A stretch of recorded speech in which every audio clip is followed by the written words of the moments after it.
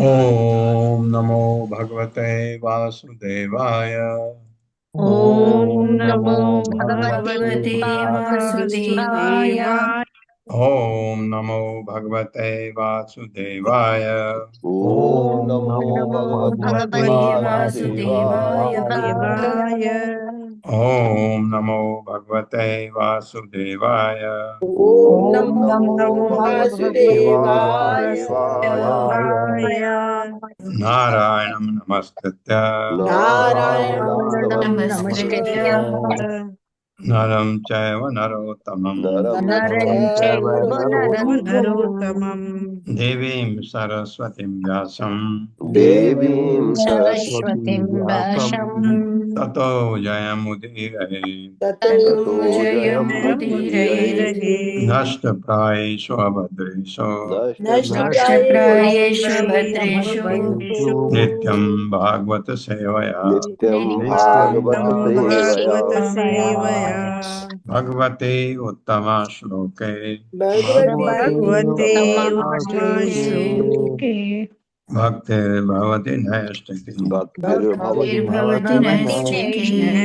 हरे कृष्ण। आप सबका स्वागत है। हरे कृष्ण प्रभु जी, सादर प्रणाम। जी। हाँ, तो दंडवत हम प्रणाम। बहुत अच्छा है, 10वें अध्याय में आ गए। इससे पहले हमको कहते हैं 12 श्लोक 12 रिसाइट 12 करने श्लोक। करवाइए माता जी। हरे कृष्ण सुधाधीर माता जी। हरे कृष्णा माता जी, हरे कृष्णा प्रभु जी, दंडवत प्रणाम। हरे श्री कृष्ण। शील प्रभुपाद जी की जय। ओम नमो भगवते वासुदेवाय।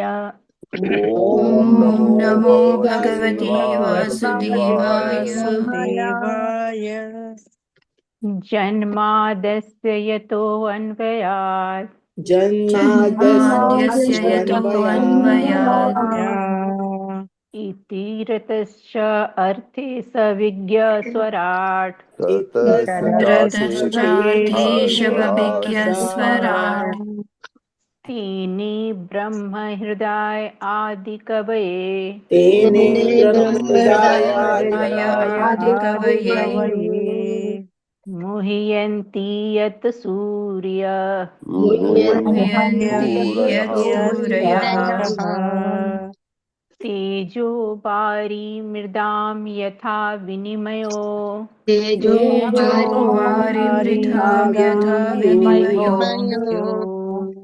यत्र त्रिसर्गो अमृषा यत्र सर्गो अमृषा मृषा धाम्ना स्वेद सदा निरस्तकुहकम् धाम्ना स्वेन सदा सदा निरस्तकुहकम् निहस्तकुहकम् सत्यं परम धीमहि सत्यं परं परं धीमहि धीमहि धर्म प्रोजितवो धर्मप्रोक्षितकैतवो अत्र धर्मः धर्म धर्मप्रोजितकैतवो प्रोजितकैतवो अत्र परमो निर्मत्सरणां सताम् परमो निर्मत्सराणां सताम् वेद्यं वास्तम् अत्र वस्तु वेद्यं वेद्यं वास्तवस्तु वास्तवस्तु शिवदं तापत्रय अनुमूलनम् शिवदं तापत्रयोन्मूलनम् तापत्रयोन्मूलनम् श्रीमद्भागवते महामुनिकृते श्रीमद्भागवते महामुनिकृते महामुनि कृते किं वा पर ईश्वर किं वा किं वा परमेश्वरः परमेश्वरः सद्यो हृदयवरुध्यते अत्र सद्यो हृदयवरुध्यते हृदयते अत्र कृतिभिः शुश्रूभिः तत्क्षणात् प्रतिभिः शुश्रूभिः तत्क्षणात् निगमकल्पतरोर्गलितं फलम् कल्पतरोर्गलितं फलम् शुकमुखाद अमृतद्रवसंयुतम् शुकोमुखादमृतद्रवसंयुतम् संयुतम् पिबत भागवतं रसमालयम् पिबत भागवतं भागवतं रसमालयम् रसमालयम् मुहुर्हो रसिका भुवि भावुका मुहुरहो मुहुरहो रसिका रसिका भुवि भावुकाः एते चांशकला पुंस एते चांशकला केचांशकला पुंसः पुंसः कलापुंसः कृष्णस्तु भगवान् स्वयं कृष्णस्तु कृष्णस्तु भगवान् स्वयम् भगवान् भगवान् स्वयम् स्वयम् इन्द्रियारिव्याकुलं लोकम् इन्द्रियादिव्याकुलं व्याकुलं लोकम् लोकम् मृडयन्ति युगे युगे विदयन्ति युगे युगे जन्म गुह्यं भगवतो जन्म गुह्यं भगवतो यः एतत् प्रयतो नर एतत्प्रयतो नरः सायं प्रातर्गृह्णन् भक्त्या सायं प्रातर्गणः दुःखग्रामाद्विमुच्यते माद्विमुच्यते अहम् एवासम् एवाग्रे अहमेवाग्रे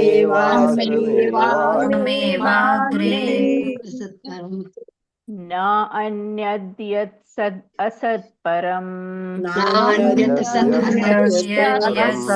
असत्परम् पश्चादहं यतते च पश्चादहं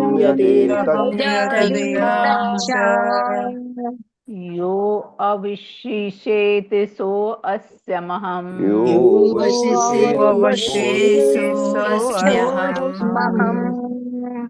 रीते अर्थं यत् प्रतीयेत् प्रतीयेत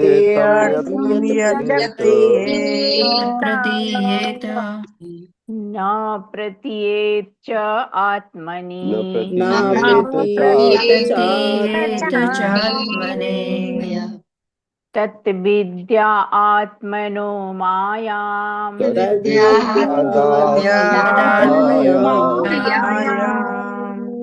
यथा भासो यथा तमः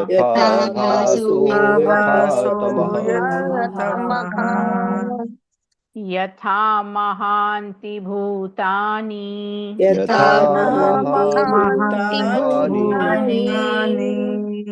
भूतेषु च अवशेषनु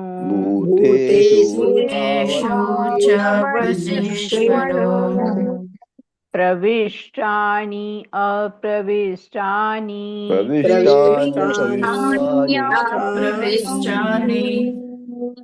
तथा तेषु न तेष्वहम्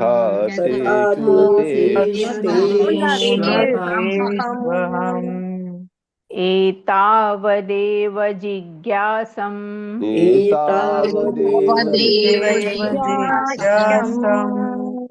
तत् जिज्ञासुन आत्मनम्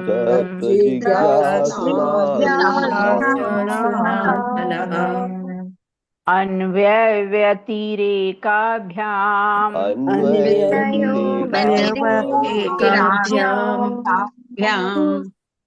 यत् सत् असत् सर्वत्र सर्वथा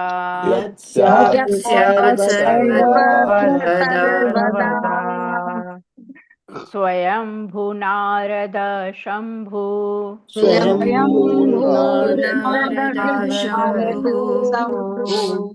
कुमारः कपिलो मनु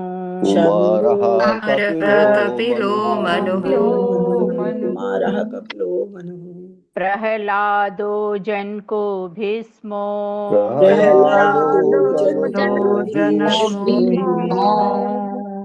बली वैयास्विकर्मयम्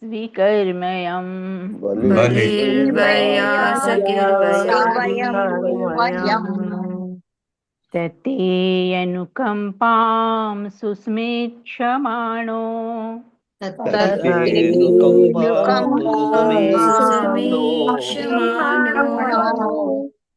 भुञ्जान एवात्मकृतं विपाकम्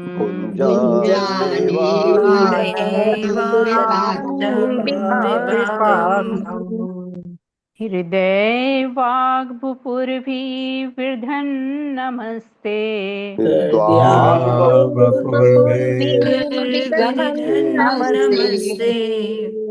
जीवेत यो मुक्तिपदे सदाय भाग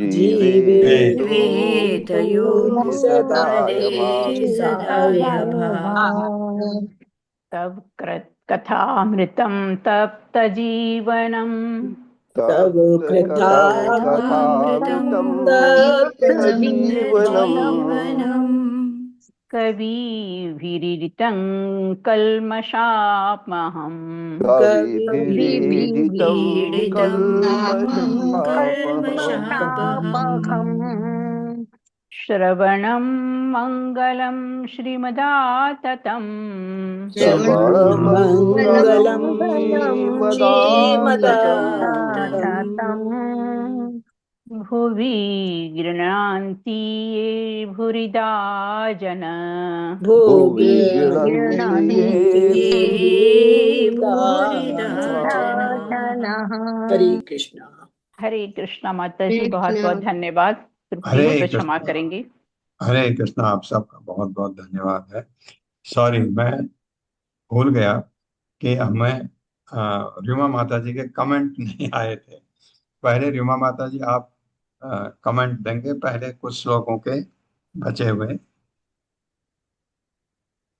हरे कृष्ण प्रभु जी, दंड प्रणाम प्रभु जी। प्रभु जी जैसी आपकी इच्छा, पहले लेना है या बाद हाँ में नहीं, लेना है, जैसे। अब आगे तब पढ़ेंगे। आप शॉर्ट में बता दीजिए। जी जी जी, एक सेकंड प्रभु जी।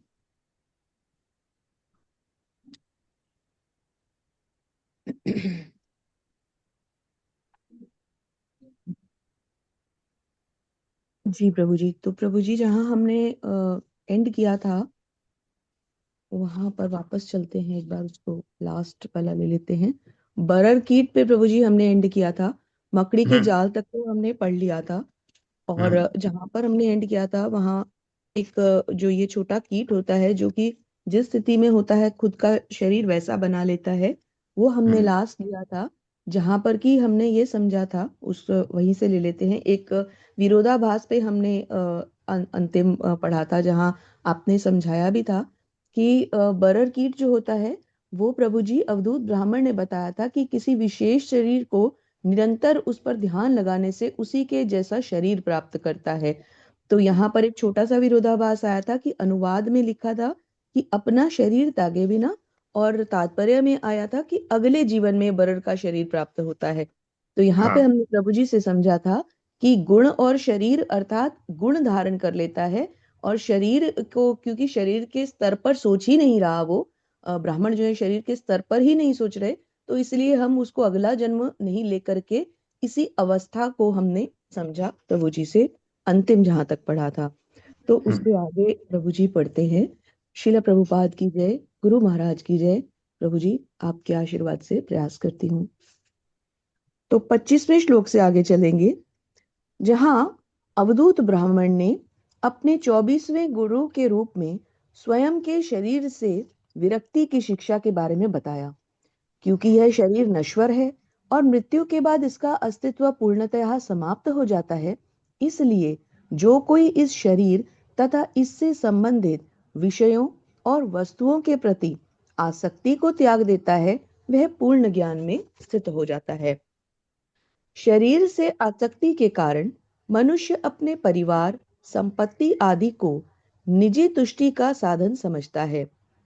आत्मा और शरीर के भेद को ना समझने के कारण वह जन्म मृत्यु के चक्र में फंस जाता है और किसी वृक्ष की भांति बीज उत्पन्न करने के बराबर संतानें उत्पन्न करता जाता है।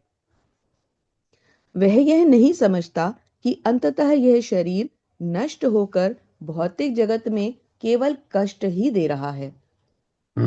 जिस प्रकार एक से अधिक पत्नियां अपने पति को अलग अलग स्वार्थों के लिए खींचती हैं, उसी प्रकार मनुष्य की इंद्रियां यथा आंखें, नाक, कान, उदर, जीभा, त्वचा तथा मन आदि उसको अलग अलग तुष्टियां करने के लिए बाध्य करती रहती हैं। इसलिए अवधूत ब्राह्मण शरीर रूपी गुरु की कम से कम यानी केवल आवश्यकता पूर्ति तक ही सीमित सेवा करने की शिक्षा देते हैं। अन्यथा इंद्रियां मनुष्य की चेतना को अलग अलग दिशाओं में खींचती ही रहेंगी। ब्राह्मण कहते हैं, भगवान ने अनेकों योनियों को उत्पन्न करने के बाद मनुष्य योनि को उत्पन्न किया, जिसके द्वारा वे भगवान से अपना सनातन संबंध पुनः स्थापित कर सके। और यदि वह इंद्रिय तृप्ति के पीछे लगा रहा तो वह अपनी असली पहचान तथा असली गंतव्य तक कभी नहीं पहुंच पाएगा। इंद्रिय तृप्ति तो निम्न से निम्न योनि को भी प्राप्त है, परंतु कृष्ण भावनामृत केवल मनुष्य योनि में ही प्राप्त हो सकता है। इसलिए धीर मनुष्य को अपने शरीर के द्वारा तब तक अपने चरम लक्ष्य की प्राप्ति के पीछे लगे रहना चाहिए जब तक इस नश्वर शरीर का अंत ना हो जाए।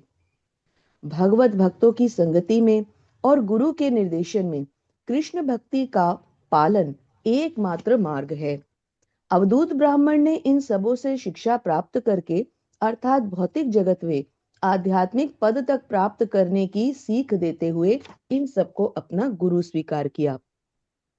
कल अंतिम श्लोक में हमने समझा कि हालांकि अवधूत ब्राह्मण ने भौतिक जगत के 24 गुरुओं से शिक्षाएं प्राप्त की, परंतु चैतन्य महाप्रभु से आगे बढ़ाए हुए ब्रह्म गौड़िया संप्रदाय में हमें प्रामाणिक गुरु से शिक्षा और दीक्षा प्राप्त करने की सुविधा दी गई है। इसलिए हमारे अनेक शिक्षा गुरु हो सकते हैं, परंतु दीक्षा गुरु केवल एक ही हो सकते हैं। निष्कर्ष यह है कि प्रामाणिक गुरु के निर्देशन के बिना लिया गया ज्ञान अपूर्ण होता है। आचार्यों द्वारा पुष्टि की गई है कि वास्तव में वह अवधूत ब्राह्मण भगवान दत्तात्रेय के रूप में राजा यदु को शिक्षा देने आए थे और इस प्रकार उन्होंने अपना आध्यात्मिक पद प्राप्त किया था। हरे कृष्ण प्रभु जी। धन्यवाद माता जी, धन्यवाद, बहुत बहुत धन्यवाद। पढ़वाइए हर्षा माता जी 10वां हरे स्कंद। कृष्ण। हरे कृष्ण। सुमन अग्रवाल माता जी। हरे कृष्णा प्रभु जी, दंडवत प्रणाम। हरे कृष्णा माता जी, सभी को भक्तों को सादर प्रणाम। अध्याय 10 सकाम कर्म की प्रवृत्ति। श्रील प्रभुपाद की जय। श्रील प्रभुपाद जी के भक्तों के द्वारा सकाम कर्म की प्रवृत्ति। इस अध्याय में भगवान श्री कृष्ण जैमिनी के अनुयायियों के दर्शन का खंडन करते हैं और ऊर्ध्व से बताते हैं कि भौतिक शरीर के भीतर फंसा हुआ आत्मा किस तरह शुद्ध दिव्य ज्ञान का विकास कर सकता है। वैष्णव अर्थात पूर्ण पुरुषोत्तम भगवान श्री विष्णु के शरणागत हुए व्यक्ति को पंचरात्र तथा अन्य प्रमाणिक शास्त्रों में दिए गए विधि विधानों का पालन करना चाहिए। अपने ही प्राकृतिक गुणों तथा कर्म के अनुसार उसे किसी स्वार्थी आश्रय के बिना मुक्त भाव से वर्णाश्रम की संहिता का पालन करना चाहिए। भौतिक इंद्रियां, मन तथा बुद्धि से प्राप्त किया जाने वाला तथाकथित ज्ञान इंद्रिय तृप्ति में आसक्त सोते व्यक्ति द्वारा देखे स्वप्न के समान व्यर्थ है। इसलिए इंद्रिय तृप्ति के लिए किए जाने वाले कर्म को त्याग कर कर्म को कर्तव्य के रूप में ग्रहण करना चाहिए। जब मनुष्य ने आत्मा के विषय में कुछ सच्चाई जान ली हो तो उसे कर्तव्य के रूप में किए जाने वाले कर्म का परित्याग करके केवल प्रमाणिक गुरु की सेवा में लग जाना चाहिए, क्योंकि वह पूर्ण पुरुषोत्तम भगवान का प्रकट प्रतिनिधि होता है। गुरु के सेवक को अपने गुरु के प्रति दृढ़ स्नेही होना चाहिए। उसे अपने गुरु से परम सत्य विषयक ज्ञान प्राप्त करने के लिए उत्सुक रहना चाहिए और उसे ईर्ष्या से तथा मूर्खवत बोलने की प्रवृत्ति से मुक्त होना चाहिए। उसे व्यर्थ की बातें नहीं करना चाहिए। आत्मा स्थूल तथा सूक्ष्म भौतिक शरीरों से भिन्न होता है। जो वो आत्मा भौतिक शरीर में प्रवेश करता है वह अपने पूर्व कर्म फलों के अनुसार शारीरिक कार्यकलापों को स्वीकार करता है। अतः एकमात्र प्रमाणिक गुरु ही आत्म विषयक शुद्ध ज्ञान का प्रदर्शन कर सकने में समर्थ होता है। जैमिनी तथा अन्य नास्तिक दार्शनिकों के अनुयायी नियमित कर्म को ही जीवन का लक्ष्य मानते हैं। तो श्री कृष्ण यह बतलाते हुए इसका खंडन करते हैं कि देहधारी आत्मा खंडित भौतिक काल के संपर्क में आने से निरंतर चलने वाली जन्म मृत्यु की श्रृंखला को ग्रहण कर लेता है, जिससे वह बाद में मिलने वाले दुख सुख को भोगने के लिए बाध्य हो जाता है। इसलिए जो व्यक्ति अपने भौतिक कर्म के फलों के प्रति आसक्त होता है उसे जीवन का कोई ठोस लक्ष्य प्राप्त होने की कोई संभावना नहीं रहती। याज्ञिक अनुष्ठानों से प्राप्त होने वाले स्वर्ग तथा अन्य लक्ष्यों को अल्पकाल तक ही अनुभव किया जा सकता है।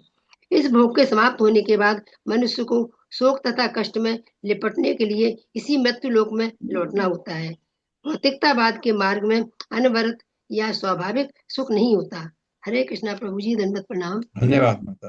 माता जी धन्यवाद, बहुत बहुत सबके होता भक्तों को। श्री भगवान वाचा मया उदितेषु अवहितः स्वधर्मेषु मदाश्रयः वर्णाश्रम कुल आचारम अकाम आत्मा समाचरेत्। मेरे साथ। श्री भगवान वाच श्रीभगवानुवाच मया उदितेषु अवहितः मयोदितेषु अवहितः स्वधर्मेषु मदाश्रयः स्वधर्मेषु मदाश्रयः वर्णाश्रम कुल आचारम वर्णाश्रमकुलाचारम् अकाम आत्मा समाचरेत्। अकामात्मा समाचरेत्। श्री भगवान वाचा, भगवान ने कहा, मया मेरे द्वारा उदितेषु कहा गया, अवहितः अत्यंत सावधानी से, स्वधर्मेषु भगवान की भक्ति के कार्यों में, मत आश्रय मेरा शरणागत, वर्ण आश्रम वैदिक वर्णाश्रम प्रणाली, कुल समाज के आचरण अकाम भौतिक इच्छाओं से रहित आत्मा ऐसा पुरुष समाचरे अभ्यास करे। मेरे साथ। भगवान ने कहा, पूर्ण पुरुषोत्तम भगवान ने कहा, पूर्णतया मेरी शरण में आकर, पूर्णतया मेरी शरण में आकर तथा मेरे द्वारा वर्णित भगवत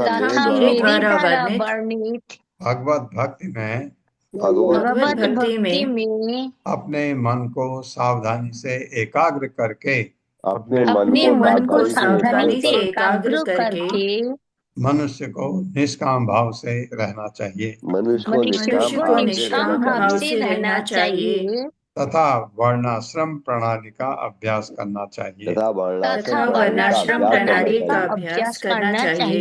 हाँ, अगर शुरू में आप वैष्णव नबी हैं तो आप वर्णाश्रम आप कहाँ हैं, अपने को सोचिए किस स्थिति में हैं।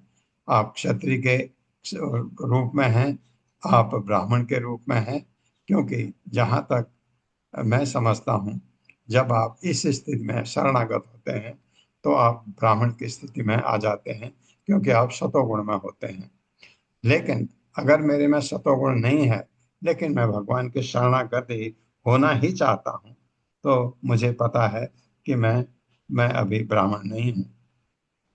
ये आपको वर्णाश्रम धर्म का ज्ञान होना चाहिए कि मैं कहाँ स्थित हूँ। उसी हिसाब से अपने को भगवान के पास शरणागत होने में हमको ब्राह्मण तो होना ही चाहिए। तो क्या कर सकते हैं, रजोगुण तमोगुण को त्यागने का पूरा भरसक प्रयत्न करके अपने को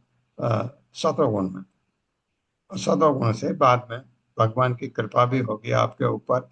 आपको दिव्य आनंद जब मिलने लगेगा थोड़ा थोड़ा, अभी सतोगुण में है, दिव्य आनंद मिलता है शुद्ध सत्व में, लेकिन उसका आभास होने लगता है।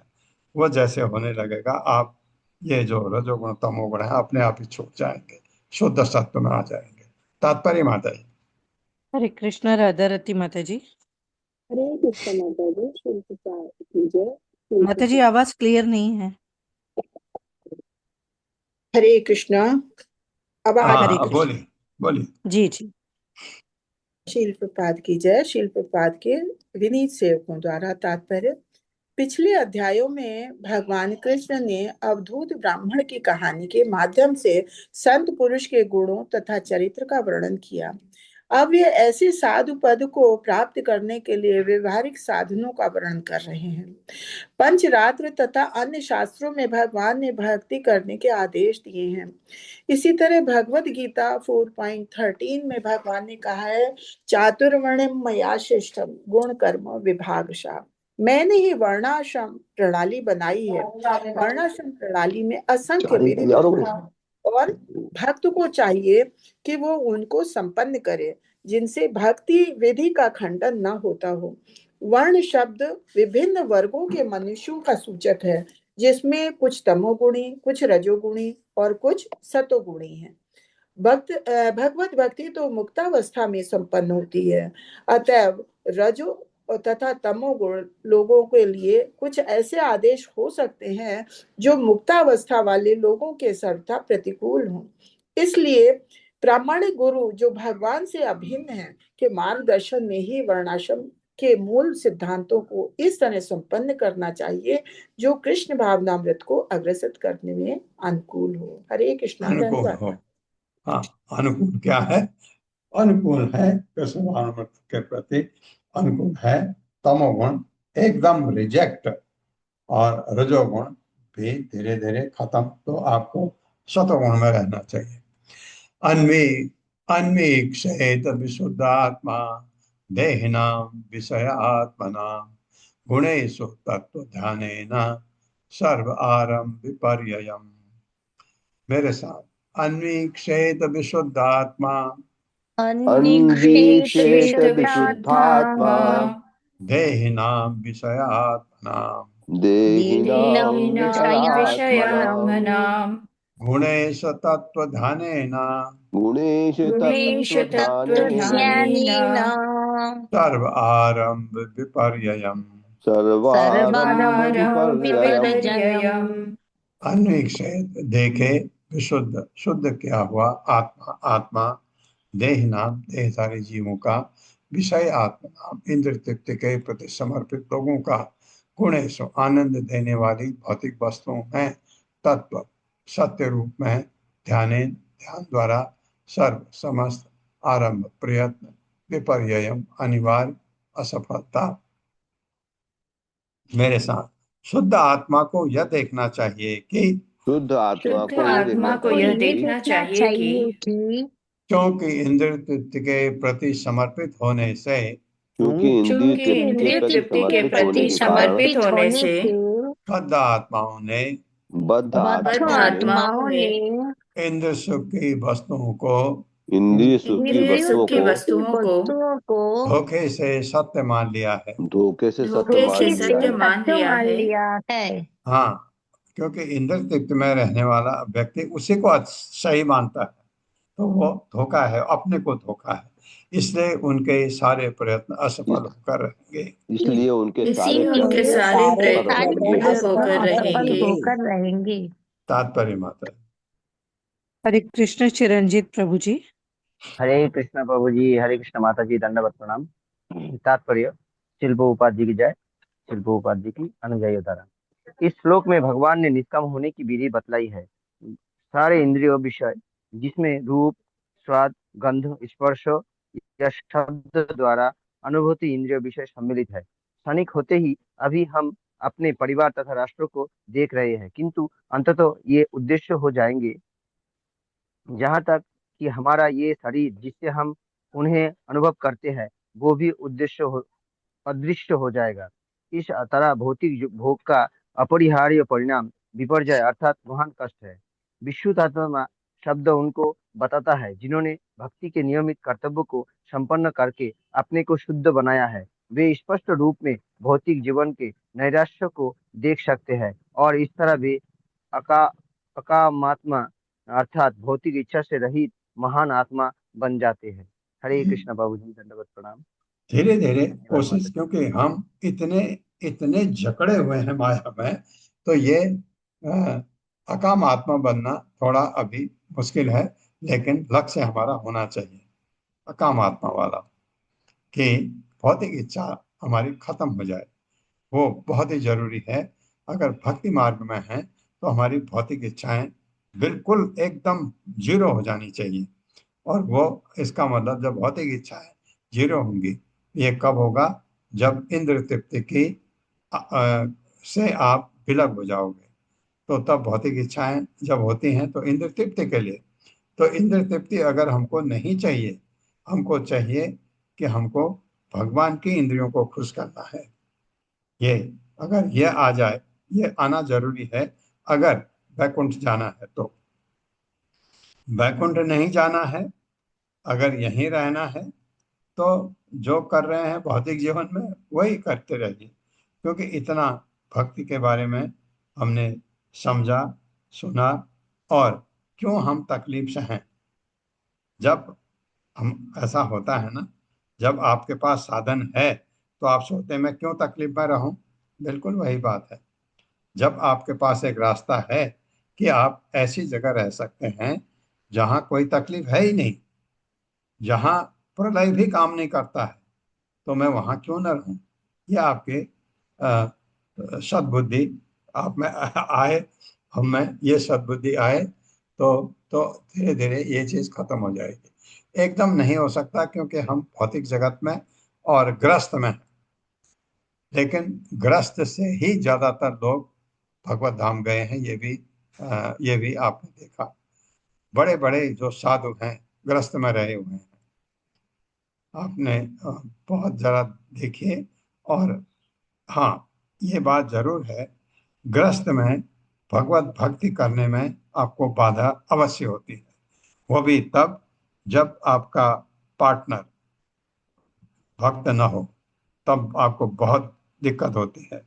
अगर पूरा घर कृष्णमय हो जाए तो वो बात अलग है, वो बहुत रेयर है, संभव नहीं है। बहुत बहुत इसको संभव नहीं लगता, क्योंकि वो भगवान की कृपा से होता है कि हमारा प्रारब्ध कैसा है।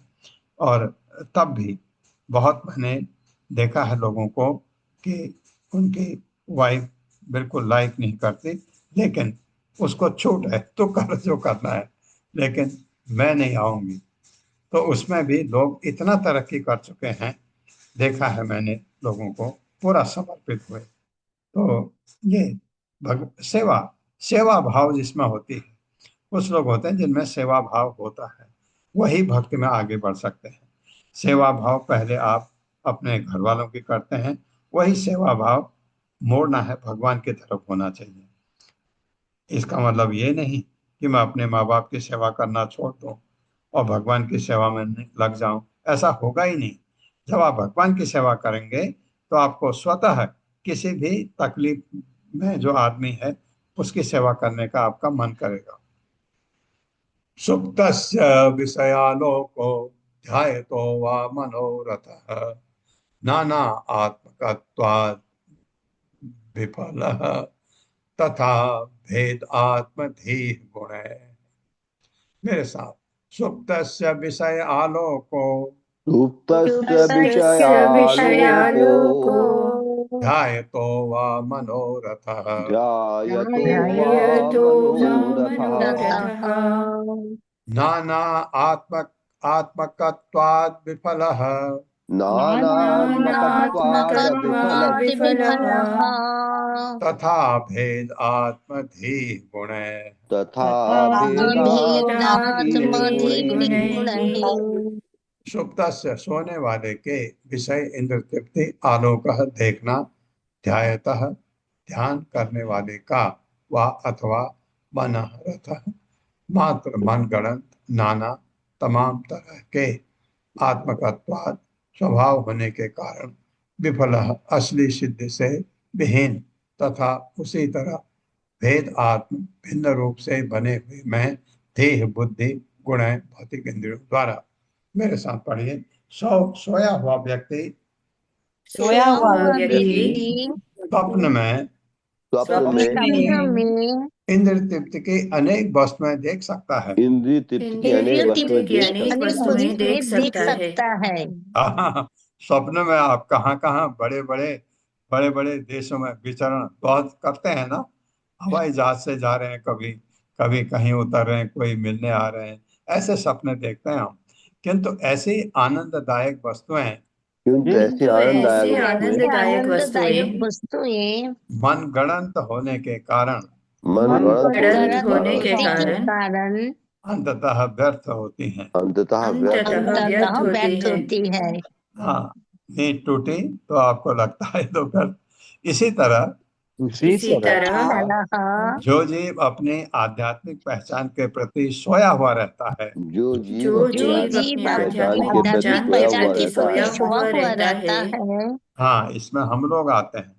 आध्यात्मिक पहचान के प्रति हम सोए रहते हैं, फिर भी इंद्र तृप्ति के लिए हम ज्यादा, वो अभी अनेक इंद्र तृप्ति विषयों को देखता है। वो भी अनेक इंद्रिय विषयों को देखता है।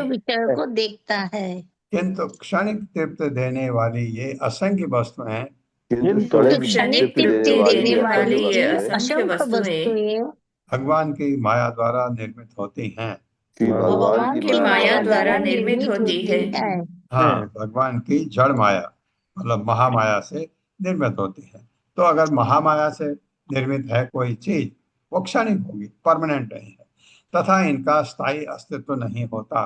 तथा इनका स्थायी अस्तित्व नहीं होता। अस्तित्व नहीं होता। जो व्यक्ति इंद्रियों से प्रेरित होकर इनका ध्यान जो करता है, जो व्यक्ति इंद्रियों के आवेग इंद्रियों से से प्रेरित प्रेरित होकर इनका होकर ध्यान इनका करता ध्यान है, करता है, वो अपनी बुद्धि को वो अपनी अपने बुद्धि बुद्धि को को व्यर्थ के कार्य में लगाता है। व्यर्थ के कार्य में व्यर्थ लगाता कार्य है। में लगाता है। हाँ, ये चीजें बाद में ये एक तो जो आप भक्ति मार्ग पर अब भगवत गीता भागवतम पढ़ा, ये ज्ञान आपको हो गया, कम उम्र में आपको ये ज्ञान हो गया। और नहीं आपने सुना होगा, बुजुर्ग लोग क्या कहते हैं, अक्ल और उम्र की भेंट नहीं होती है। जब आप यंग होते हैं तो आप में अकल नहीं होती, कम उम्र में।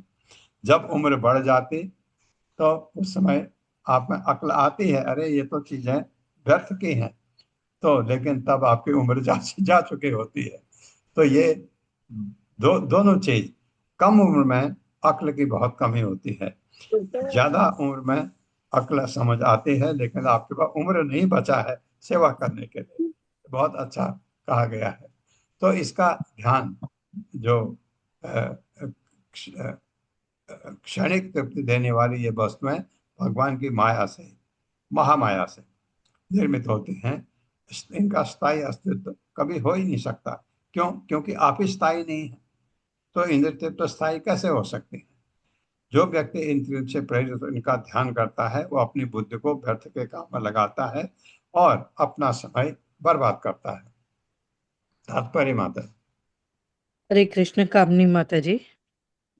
हरे कृष्ण माता जी, सादर प्रणाम प्रभु जी, सादर प्रणाम। हरे कृष्ण। हाँ, पढ़िए माता। तात्पर्य, शील प्रभुपाद जी के विनीत सेवकों के द्वारा शील प्रभुपाद जी की जय।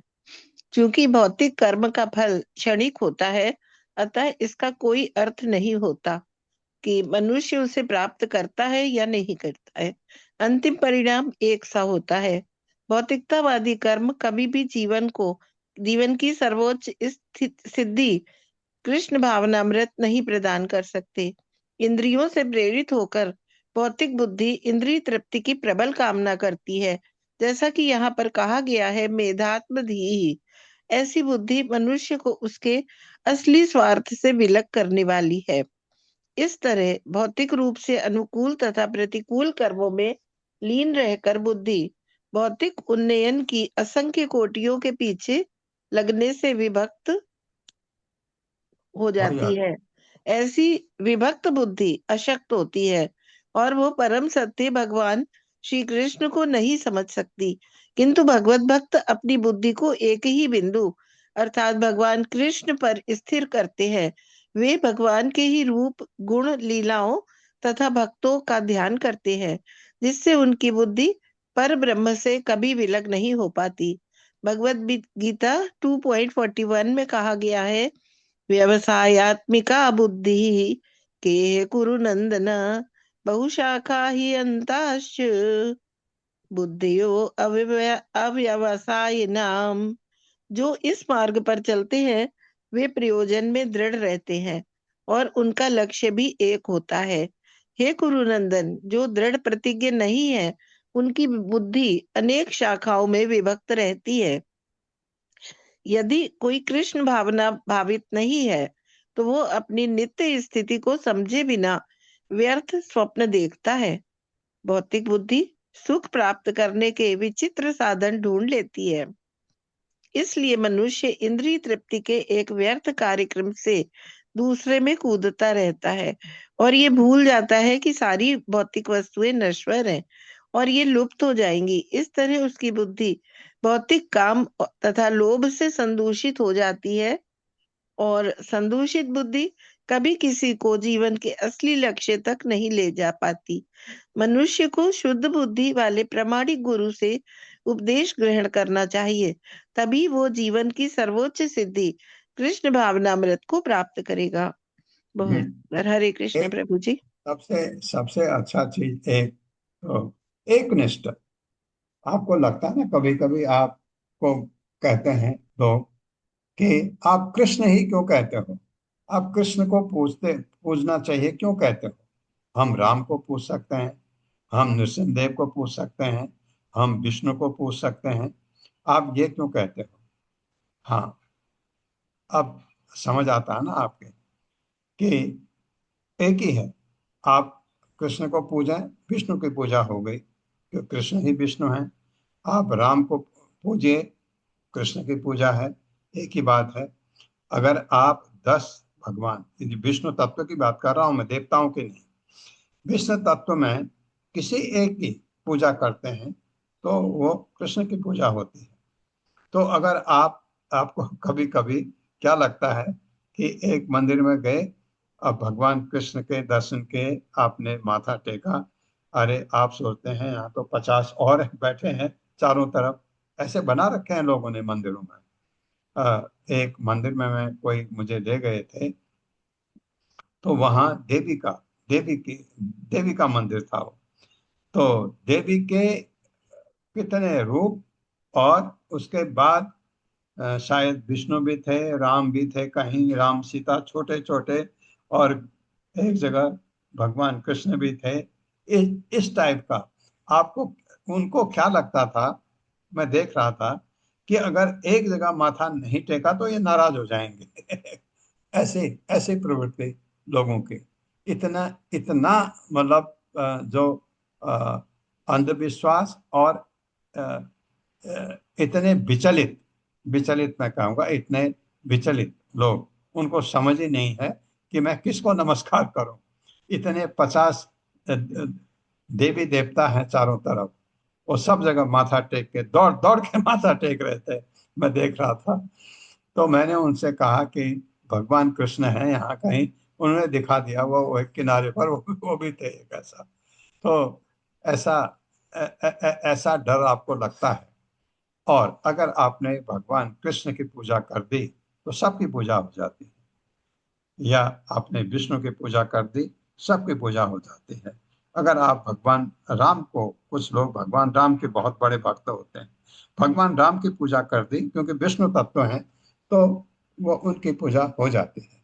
लेकिन लेकिन चैतन्य महाप्रभु ने कहा है कि विष्णु तत्व में भी सबसे बड़ी पूजा राधा कृष्ण की है। उन्होंने इसको बहुत अच्छे ढंग से समझा है। लेकिन नहीं होता किसी का सीताराम में मन होता है, कोई बात नहीं, उन्होंने कहा कोई बात नहीं, करो। लेकिन अ, जो भाग्यशाली हैं वो राधा कृष्ण की पूजा कर सकते हैं। वो भाग्यशाली वो भी हैं जो उधर पूजा करते हैं, या कोई खाली नृसिंहदेव की पूजा करते हैं। और नृसिंहदेव की पूजा करने में ज्यादातर लोग वो हैं जो कहते हैं मुझे कोई तकलीफ ना हो, कोई बीमारी ना हो। ये तो वहाँ स्वार्थ आ जाता है। भगवान की पूजा में स्वार्थ कभी नहीं। भगवान को आप कभी भी स्वार्थ के लिए पूजा नहीं करनी चाहिए। स्वार्थ के लिए पूजा करने का मतलब हम फिर कीड़े मकोड़े होकर के इस भौतिक जगत में घूमते रहेंगे। निवृत्तम कर्म सेवेत प्रवृत्तम मत परह त्यजेत जिज्ञासायां संप्रवृत्तो न इंद्रियेक कर्म चोदनाम। मेरे साथ, निवृत्तम कर्म सेवेत निवृत्तं कर्म सेवेत प्रवृत्तम मत्परः त्यजेत् प्रवृत्तं मत्परस्तेत् जिज्ञासायां संप्रवृत्तो जिज्ञासायां संप्रवृत्तो न इंद्रियेत कर्म चोदनाम्। नाद्रियेत कर्म चोदनाम्। निवृत्तम विधि कर्तव्य, कर्म ऐसा कार्य सेवे करना चाहिए, प्रवृत्तम इंद्र तृप्ति के लिए कार्य, मत्परः मुझमें समर्पित, त्यजेत छोड़ दे, जिज्ञासायाम आध्यात्मिक सत्य की खोज में संप्रवृत्तः संपूर्णतया संलग्न ना नहीं, आदरणीय स्वीकार करना चाहिए कर्म कोई भौतिक कार्य क्रोध नाम आदेश। जिसने अपने मन में मुझे अपने जीवन का लक्ष्य रूप में बिठा लिया है, जिसने अपने मन में मुझे अपने जीवन लक्ष्य के रूप में बिठा लिया है, हाँ, अगर इतना प्यार आपको भगवान से हो गया, उसे इंद्र तृप्ति पर, उसे इंद्रिय तृप्ति पर आधार्मिक कर्म त्याग देने चाहिए। आधारित कर्म त्याग देने चाहिए भगवान कह रहे हैं, और उन्नति के लिए और उन्नति के लिए विधि विधानों द्वारा अनुशासित कर्म करना चाहिए। अनुशासित कर्म करना चाहिए। बहुत अच्छा लिखा था अभी, कर्म करिए, कर्तव्य वाला कर्म करिए, सकाम कर्म में बहुत अच्छा था। किंतु जब कोई व्यक्ति आत्मा के चरम सत्य की खोज में, आत्मा के चरम सत्य की खोज में यानी भगवान की खोज में पूरी तरह लगा हो, तो उसे सकाम कर्मों को नियंत्रित करने वाले शास्त्रीय आदेशों को भी नहीं मानना चाहिए। शास्त्रीय आदेशों को भी नहीं मानना चाहिए। ये कह रहे उसको भी नहीं मानना चाहिए, तो उसे सकाम कर्मों को नियंत्रित करने वाले, क्योंकि सकाम कर्म फिर आप करेंगे ही नहीं, तभी हो सकता है ये। जब कोई व्यक्ति आत्मा के चरम सत्य की खोज में पूरी तरह लगा हो, तो उसके लिए सकाम कर्म नियंत्रित करने की शास्त्रीय आदेशों को भी नहीं मानना चाहिए। इसको जरा तात्पर्य पढ़ते हैं। हरे तात्पर्य कृष्ण पल्लवी माता जी। हरे कृष्ण माता जी, हरे कृष्ण प्रभु जी। तात्पर्य श्री प्रभुपाद जी के विनीत सेवकों द्वारा। श्रील प्रभुपाद जी की जय। श्रील विश्वनाथ चक्रवर्ती ठाकुर की व्याख्या है कि जिज्ञासायाम संप्रवृत्ताः शब्द योग आरूढ़ व्यक्ति के द्योतक है। श्रीमद् भगवत गीता 6.3 से लेकर 4 तक कहा गया है कि आरुरुक्षोर्मुनेर्योगं कर्म कारणमुच्यते, योगारूढस्य तस्यैव शमः कारणमुच्यते। यदा हि इन्द्रियार्थेषु न कर्मस्व अनुषज्यते सर्वसंकल्प संन्यासी योगारूढ़स्तद उच्यते। अष्टांग योग के 9 साधक के लिए कर्म को साधन कहा गया है और योग सिद्ध पुरुष के लिए समस्त भौतिक कार्यकलापों का परित्याग ही साधन कहा जाता है। जब कोई पुरुष समस्त भौतिक इच्छाओं का त्याग करके न तो इंद्रिय तृप्ति के लिए कार्य करता है और न सकाम कर्मों में प्रवृत्त होता है, तो वह योगारूढ़ कहलाता है। यहाँ पर यह उदाहरण दिया जा सकता है कि सामान्य व्यक्ति भौतिक इंद्रिय सुख के लिए स्त्रियों की संगति का आनंद लेना चाहेगा। इसे प्रवृत्त कर्म अर्थात इंद्रिय तृप्ति का मार्ग कहते हैं। धार्मिक व्यक्ति भी स्त्री की संगति का आनंद लेगा, किंतु वह वर्णाश्रम पद्धति के विधि विधानों के अंतर्गत ही ऐसा करेगा। किंतु जो व्यक्ति आध्यात्मिक उन्नति में पूरी तरह लीन रहता है, वह यौन संग से प्राप्त होने वाली सारी इंद्रिय तृप्ति को त्याग देगा, चाहे वह वैध हो या अवैध। इसी तरह प्रवृत्त कर्म की अवस्था में, जो कि सामान्य इंद्रिय तृप्ति है, मनुष्य जीव को अच्छी लगने वाली हर वस्तु खाएगा। इसके विपरीत भौतिकतावादी भक्त कभी कभी अच्छे अच्छे पकवान तैयार करके अर्चा विग्रह को अर्पित करेगा, जिसका उद्देश्य अपनी जीभ तथा उदर की तुष्टि होता है, श्री भगवान की तुष्टि नहीं। किंतु जो संप्रवृत्त होता है अर्थात जो आध्यात्मिक चेतना में पूरी तरह लगा रहता है, वह अपनी जीभ की तृप्ति में कभी रुचि नहीं लेता। वह भौतिकवादी व्यक्तियों द्वारा पकाए भोजन से दूर रहता है। वह उतना ही भोजन करता है जितने से वह श्री कृष्ण की सेवा करने लायक बना रहे, और जिस भोजन को अर्चा विग्रह को उनकी प्रसन्नता हेतु अर्पित किया जा चुका हो। आध्यात्मिक साक्षात्कार की विधिबद्ध जीव को भौतिकवादी चेतना के निम्नतम बिंदु से ऊपर उठाकर श्री भगवान की भक्तिमय सेवा में पूर्ण तल्लीनता तक ले जाती है।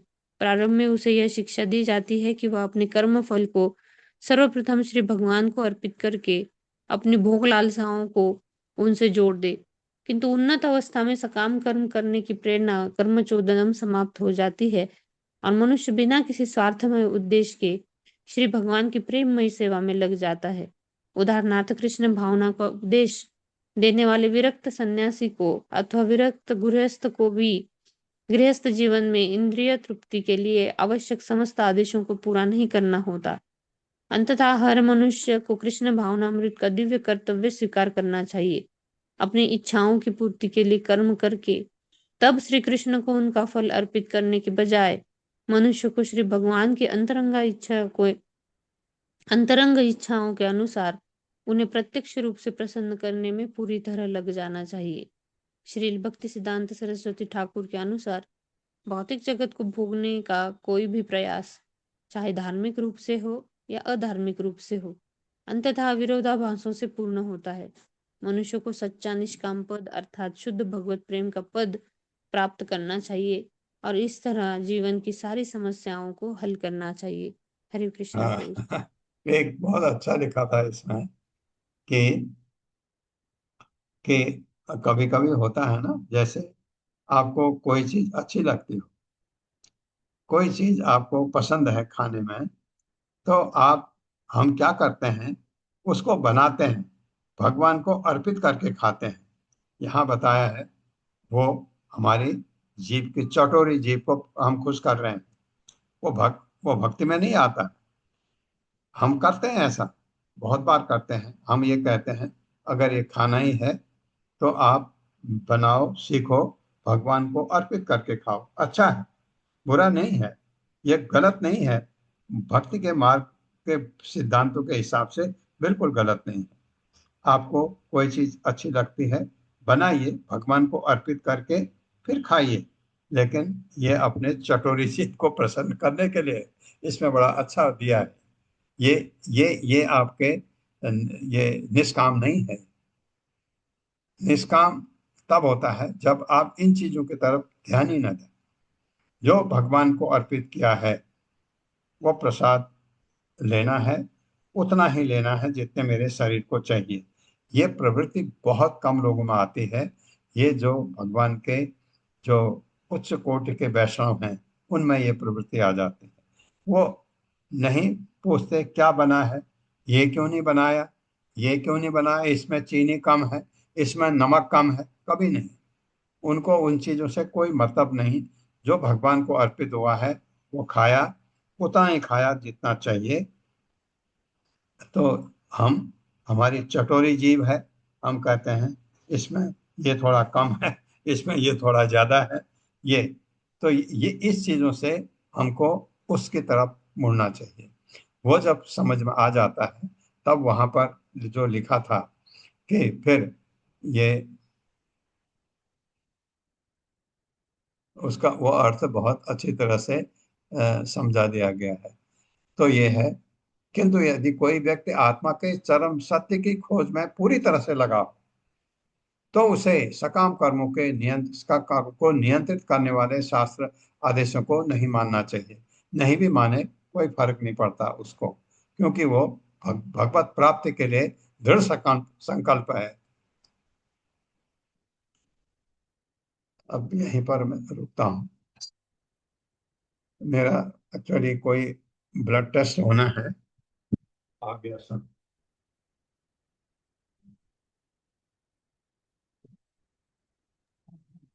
प्रभु जी, कल ड्रामा हुआ था, उसमें माधवाचार्य जी का हिंदी में बहुत बढ़िया दिखाया गया था कि मतलब किस तरह वो भगवान स्वयं लोटा लेके दूध में आते हैं ना। कल माधवाचार्य जी का ड्रामा हुआ था, दिखाया था हिंदी का, वो जो नित्यानंद प्रभु का जो चल रहा है। ओम अज्ञानतिमिरान्धस्य ज्ञानाञ्जनशलाकया चक्षुरुन्मिलितं तस्मै श्रीगुरवे नमः। नमो विष्णुपादाय कृष्णप्रेष्ठाय भूतले श्रीमते भक्तिवेदांत स्वामिनिति नामिने। नमस्ते सरस्वती देवे गौरवाचार्य निर्विशेष शून्यवादी पाचार्य। जय हो श्री कृष्ण चैतन्य प्रभु नित्यानंद, श्री अद्वैत गदाधर शिवासादि गौर भक्तवृंद। हरे कृष्णा कृष्ण कृष्णा हरे हरे, हरे राम राम राम हरे हरे। पल्लवी माता जी, हरे कृष्णा। हरे कृष्णा, दंडवत प्रणाम प्रभु जी। तबीयत तो ठीक है ना प्रभु जी आपकी? यात्रा जा रहे हैं। बेटर है माता जी, बेटर है।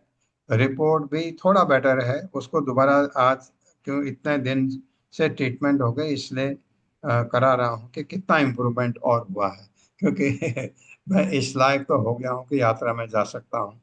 तो अगर ये रिपोर्ट और अच्छी आएगी तो अच्छा लगेगा। यात्रा कहाँ कहाँ पर है प्रभु जी आपकी? यात्रा है मंदिर की, पहले